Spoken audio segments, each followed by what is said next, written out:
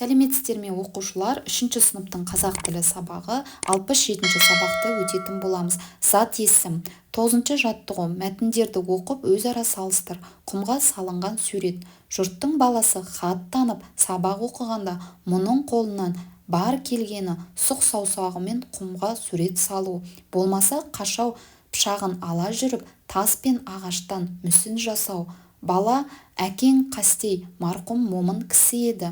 Мынауың біз білмеген өнер екен, деді бір күні Әбілханның ағаштан жасалған мүсіндерін көрген Түргенбай ұста. Өнерді өрге бастыру үшін өмірді тану керек. Білімсіз адамның өрісі тар, құлашы қысқа, сурет салуға талабың бар екен, оқуың керек шығар балам, деген еді бірде ол. Осы сөз оның алдынан бақыт шырағы болып жылтырады. Кәдір Сауырұлы жазған екен. Келесі суретші ата. Шәлкөденің гүлін-ай, елге тартқан сыйындай. Ақындардың алыбы, мынау бір жан сүйінбай. Мына сурет жасымнан, көзіме оттай басылған. Аман келді атамыз, алмас қылыш асынған. Күткен диқан ақ самай, мынау әсем бақшанай. Көз тартады кең жайлау, алаулайды қапшағай. Мынау тауды қашаған, батыр кенші жас адам. Өнерлі ата Әбілхан мұның бәрін жасаған. Авторы Нұрсұлтан Әлімқұлов. Олай болса, осы екі мәтіннің астына бізге сұрақтар берілген. Мәтіндерде кім туралы айтылған? Мәтіндерде белгілі суретші Әбілхан Қастеев туралы айтылған екен. Мәтіндерді көркем шығарма түріне ажырат. Суретші ата өлеңі, демек бұл көркем шығарма түріне жатады. Мәтіндердің ұқсастығы мен айырмашылығын тауып көр. Мәтіндердің ұқсастығы мен айырмашылығы: бірінші мәтінде Әбілханның бала кезіндегі суретке деген ынтасы мен құлшынысы жазылған, ал екінші суретші ата мәтінінде суретші ата тақырыбындағы өлеңде Әбілхан Қастеевтің салған суреттері баяндалған екен. Суретші ата мәтінінен зат есімдерді теріп жаз. Қайсысы жалпы есім, қайсысы жалқы есім екенін айт.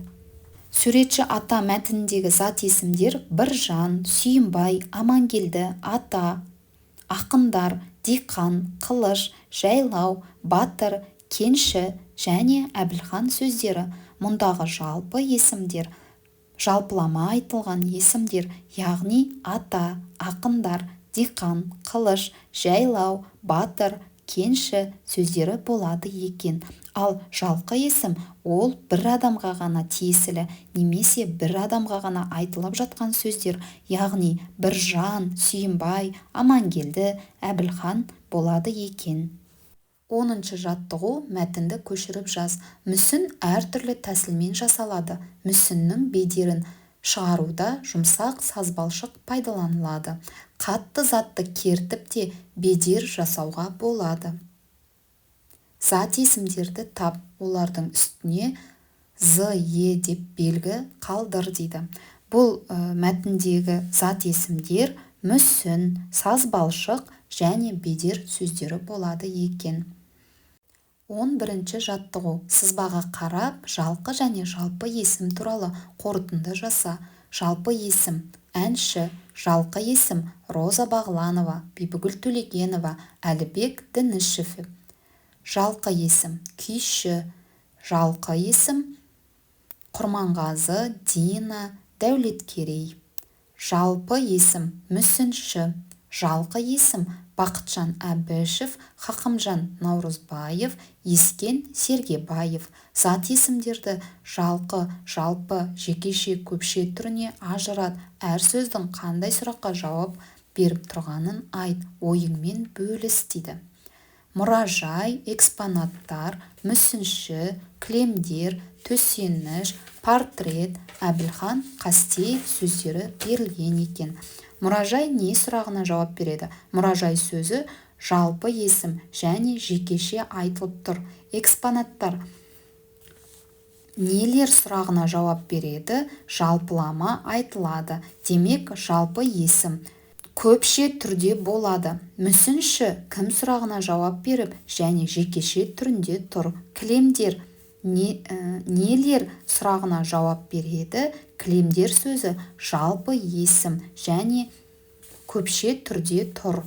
Төсеніш не сұрағына жауап береді. Ол жалпы есім және жекеше түрінде тұр.